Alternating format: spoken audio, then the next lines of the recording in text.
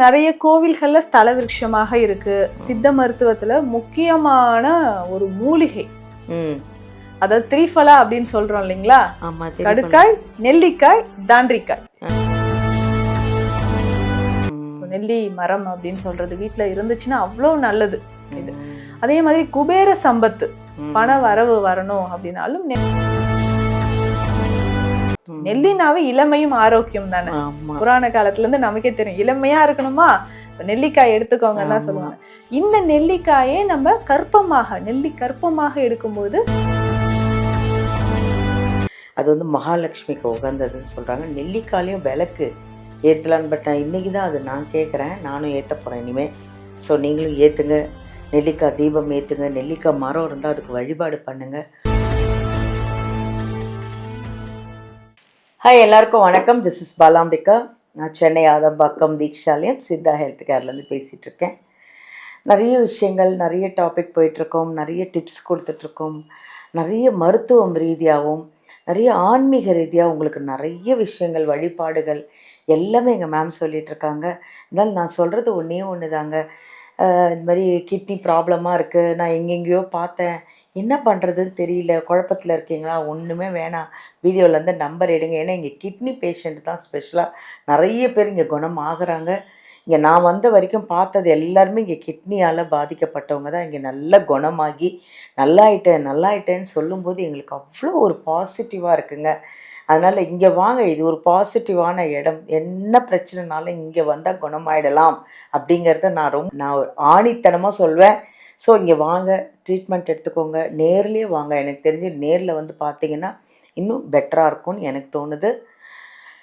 இன்றைக்கி வந்து ஒரு முக்கியமான டாபிக் பற்றி பேசலாம். என்னென்னா நெல்லிக்காய் சாப்பிடுவோம், நெல்லிக்காயில் ஊறுகாய் போடுவோம், நெல்லிக்காய் அவ்வளோ விஷயங்கள் இருக்குது. நெல்லிக்காய் மரம் அப்படின்றது நிறைய ஆன்மீக ரீதியாகவும் மருத்துவ ரீதியாகவும் அவ்வளோ ஒரு பெரிய விஷயம் இருக்கான் நெல்லிக்காய் மரத்தில். என்ன அப்படி இருக்குது அப்படின்னு மேம்கிட்ட கேட்போமா? நிறைய பேர் வீட்டில் இருக்குது நெல்லிக்காய் மரம் இருக்கா? யார் வீட்டிலலாம் இருக்குது கமெண்ட் பண்ணுங்கள். நெல்லிக்காய் மரம் யார் வீட்டில் இருக்குதுன்னு கமெண்ட் பண்ணுங்கள். அந்த மரத்தில் எவ்வளோ நல்ல விஷயங்கள்லாம் இருக்குதுன்னு நம்ம மேம்கிட்ட கேட்போம். வணக்கம் மேம். வணக்கம் மேம், எப்படி இருக்கீங்க? நல்லா இருக்கேன் மேம், நல்லா இருக்கேன் மேம். நம்ம நெல்லிக்காய் பேசுகிறோம், நெல்லிக்காய் சாப்பிட்றோம், அதெல்லாம் ஓகே. நெல்லிக்காய் மரத்தில் என்னென்னலாம் ஃபேவரபிளாக இருக்குது மேம்? அதான் நெல்லிக்காய் அப்படின்னு சொல்கிறது இறைவனுக்கும் நமக்கும் நிறைய ஒரு சம்பந்தம் ஏற்படுத்தி கொடுக்கறது. கனெக்ஷன் ஆகுது. கனெக்ஷன் பார்த்தீங்கன்னா நிறைய கோவில்கள்ல ஸ்தல விருட்சமாக இருக்கு. சித்த மருத்துவத்துல முக்கியமான ஒரு மூலிகை, அதாவது திரிஃபலா அப்படின்னு சொல்றோம் இல்லைங்களா? கடுக்காய், நெல்லிக்காய், தாண்டிக்காய். நெல்லிக்காய் அதோட முக்கியமான ஒன்று. நெல்லிக்காய் கற்பம் நம்மளுடைய ஸ்பெஷல் மெடிசன். நம்மளும் நிறைய பதிவுகள்ல நம்ம சொல்லியிருக்கோம், நெல்லி கற்பம் வந்து ரொம்ப முக்கியமான ஒரு மருந்து அப்படின்னு சொல்லிட்டு. கற்ப மருந்துகள்ல இருந்து குழந்தைகளுக்கு ஏற்படக்கூடிய பிரச்சனைகள்ல இருந்து எல்லா சகல விதமான நோய்களுக்குமே நெல்லிக்காயை பயன்படுத்தி நிறைய மருந்துகளை சித்தர்கள் நமக்கு சொல்லியிருக்காங்க. இப்ப இந்த நெல்லிக்காய், அதுவும் நெல்லி மர வழிபாடு ரொம்ப முக்கியமானது. பாத்தீங்கன்னா இந்த நெல்லி மரம் பாத்தீங்கன்னா நம்மளுடைய மகாலட்சுமி தாயாரோட அம்சம். நெல்லி மரம் அப்படின்னு சொல்றது வீட்டுல இருந்துச்சுன்னா அவ்வளவு நல்லது. இது அதே மாதிரி குபேர சம்பத்து, பண வரவு வரணும் அப்படின்னாலும் நெல்லி மர வழிபாடு, அதே மாதிரி நெல்லிக்காய் தீபம் போடுவது ரொம்ப முக்கியமானது. நெல்லிக்காயில பாத்தீங்கன்னா அது உட்பக்கம் இருக்கக்கூடிய அந்த நெல்லிக்காயில தீபம் போடுவது ரொம்ப நல்லது. குபேரருக்கு ரொம்ப விருப்பப்பட்டது நெல்லிக்காய். அதுல தீபம் ஏற்றும் பொழுது நமக்கு செல்வம் சேரும், சகல செல்வங்களும் சேரும். பாத்தீங்கன்னா இந்த நெல்லிக்காய்க்கு உள்ள இருக்கக்கூடிய விதையை எடுத்துட்டு, நல்ல ஒரு முழு நெல்லிக்காய் 2 எடுத்துக்கணும். உள்ள இருக்கக்கூடிய விதைகளை எடுத்துட்டு நல்ல குழி மாதிரி செஞ்சிடணும். இதுல நெய் விட்டு பஞ்சு திரி போட்டு நம்ம விளக்கு ஏற்றணும். ஸோ நெல்லிக்காய் தீபம் ஏற்றி வழிபடுவது ரொம்ப சிறப்பானது ஒன்று. ஸோ நம்ம வாரம் வெள்ளிக்கிழமைகள்லையோ இல்லை பௌர்ணமி தினங்கள்லையோ நெல்லிக்காய் தீபம் ஏற்றி நம்ம வழிபாடு செய்யலாம். ஸோ இதில் முக்கியமாக பார்த்தீங்கன்னா அக்ஷய நவமி ரொம்ப சிறப்பு வாய்ந்தது. அக்ஷய நவமி பார்த்தீங்கன்னா கார்த்திகை மாதம் அந்த நவமி திதி, சுக்லபட்ச நவமி திதி அன்றைக்கு வரக்கூடியதான் அக்ஷய நவமி அப்படின்னு சொல்லுது. அக்ஷயம்னாவே வளர்ந்துகிட்டே இருக்கக்கூடியது அப்படின்றது பொருள். பாத்தீங்கன்னா இந்த அட்சய பாத்திரம் நமக்கு தெரியும் இல்லைங்களா? திரௌபதி அம்மா கிட்டயும் மணிமேகலை அம்மா கிட்டயும் இருந்தது. அதுல என்ன போடுறோமோ அது வளர்ந்துகிட்டே இருக்கும்.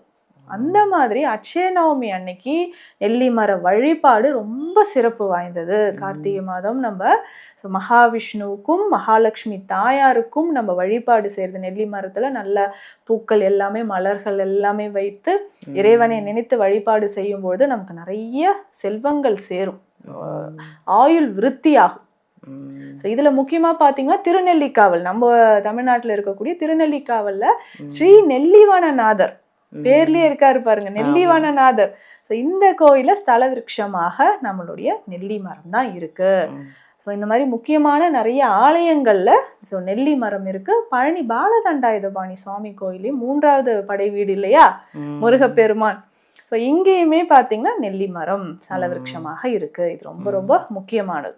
இதையும் நம்ம இந்த நெல்லி மர வழிபாடுன்றது தவறாமல் நம்ம செஞ்சுட்டு வரணும். அதே மாதிரி இந்த அட்சய திதி மாதிரியே தான் இந்த அட்சய நவமியும். ஸோ இன்றைக்கு ஒரு முக்கியமான விஷயம் என்ன தெரியுங்களா, மகாவிஷ்ணு வழிபாடு நம்ம தவறாமல் செய்யணும். அதாவது கூஷ்மாண்டர் அப்படின்னு சொல்லக்கூடிய அரக்கனை கொன்று நீதியை நிலைநாட்டிய நாள். அதனால இன்றைய தினம் நம்ம நெல்லி தீபம் ஏற்றி வழிபாடு செய்யறது ரொம்ப முக்கியமானது.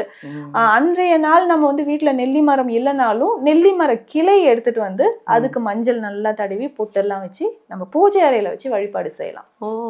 முக்கியமானது இந்த நெல்லி வழிபாடுன்னு சொல்றது மறக்காமல் செய்யுங்க. ஸோ வீட்டில் நம்ம நெல்லி மரம் இருந்தா அதற்குமே வெள்ளிக்கிழமை அன்று நம்ம தீப தூபம்லாம் காட்டி பூஜை செய்வது ரொம்ப ரொம்ப சிறப்பு. இதுல நெல்லி கற்பம் அப்படின்னு நான் சொன்னேன் பார்த்தீங்களா, நம்மளுடைய ஸ்பெஷல் மெடிசன். எந்தெந்த நோய்க்கெல்லாம் இது ரொம்ப ஸ்பெஷலா இருக்குன்னா, ரத்தம் குறைபாடு இருக்கிறவங்களுக்கு, கல்லீரல் சம்பந்தப்பட்ட பிரச்சனை, இந்த ஃபேட்டி லிவர் இருக்கு, எனக்கு ஃபேட் உடம்புல குறையவே இல்லை அப்படின்லாம் சொல்றோம் இல்லைங்களா, இதுக்கெல்லாம் ஸ்பெஷலா பாத்தீங்கன்னா இந்த நெல்லி கற்பம் எடுத்துக்கலாம். நெல்லினாவே இளமையும் ஆரோக்கியம் தானே. புராண காலத்துல இருந்து நமக்கே தெரியும், இளமையா இருக்கணுமா நெல்லிக்காய் எடுத்துக்கோங்கன்னு தான் சொல்லுவாங்க. இந்த நெல்லிக்காயே நம்ம கற்பமாக நெல்லி கற்பமாக எடுக்கும்போது இன்னும் ஆற்றல் அதிகமாக இருக்கும். கற்பம்னாவே என்ன, நரை திரை பிணி மூப்பு தடுக்கக்கூடியது. அப்ப இளமையாக இருக்கணும், ஆரோக்கியமாக இருக்கணும்னா இந்த நெல்லி கற்பம் நம்ம ஸ்பெஷல் மெடிசனா கொடுத்துட்டு இருக்கோம். ஸோ அதையும் நம்ம எடுத்துக்கலாம். திரிஃபலா சூரணம் அருமருந்து, பல நோய்களை விரட்டக்கூடியது. நெல்லிக்காய் தேன்ல ஊற வச்சு தேனூரலாக சாப்பிடுவாங்க, குழந்தைகளுக்கு அது கொடுக்கலாம். இன்னும் நிறைய, அதாவது தைலம் வகைகள்ல கூந்தல் தைலங்கள் எல்லாத்துலயுமே நெல்லிக்காய் சேரும். அப்போ எல்லா தலையில இருந்து கால் வரைக்கும் ஏற்படக்கூடிய சகல பிரச்சனைகளுக்குமே நெல்லிக்காய் ஒரு அருமருந்து. இந்த பதிவில் அதுதான் சொல்றோம். ஸோ நெல்லிக்காய் வழிபாடு ரொம்ப முக்கியம். ஸோ இறைவனுக்கு பிடித்த நெல்லிக்காயை அது மருந்தாகவும் நம்ம சாப்பிட்டு ஆரோக்கியமாக இருக்கணும். Thank you ma'am. தேங்க்யூ. நல்ல பதிவு மேம் இது. ஓகே. நெல்லிக்காய் மரம் எல்லார் வீட்லேயும் இருக்குது. இப்போ நிறைய பேர் வீட்டில் வச்சுட்ருக்காங்க. மரமே இப்போ நட ஆரம்பிச்சிட்டாங்க. அது மகாலட்சுமிக்கு உகந்ததுன்னு சொல்கிறாங்க. நெல்லிக்காயிலையும் விளக்கு ஏற்றலான்னு, பட் நான் இன்றைக்கி தான் அது நான் கேட்குறேன். நானும் ஏற்ற போகிறேன் இனிமேல். ஸோ நீங்களும் ஏற்றுங்க, நெல்லிக்காய் தீபம் ஏற்றுங்க. நெல்லிக்காய் மரம் இருந்தால் அதுக்கு வழிபாடு பண்ணுங்கள். அவ்வளோ ஒரு மூலிகை மட்டும் இல்லைங்க, அவ்வளோ தெய்வத்துக்கும் உகந்தது. அதனால் அதெல்லாம் ஃபாலோ பண்ணுங்கள். வீடியோலேருந்து நம்பர் எடுங்க. உங்களுக்கு என்ன பிரச்சனைனாலும், ஏதோ ஒரு பிரச்சனை, இந்த நிறைய சொரியாசிஸ் நிறைய பேருக்கு இருக்குது, அது கூட என்ன வழி பண்ணுறது, எங்கே போகிறது, எங்கே ட்ரீட்மெண்ட் எடுத்துக்கிறதுன்னு நிறைய குழப்பத்தில் இருப்பீங்க. ஒன்றுமே வேண்டாம், எங்கள் மேம்கிட்ட இருக்குங்க ட்ரீட்மெண்ட்டு, வாங்க இங்கே நல்லா குணமாகி. ஏன்னா நிறைய பேர் நானும் பார்த்துட்ருக்கேன், சொரியாசிஸ் உடம்புல இருக்கிறதே சில பேருக்கு தெரியறதில்ல. ஆனால் அப்படி ஏதாவது ஒரு சிம்டம் இருந்தாலும் நம்பர் எடுத்து நேரில் காண்டாக்ட் பண்ணி குணமாக்கி சந்தோஷமாக இருங்க. தேங்க்யூ.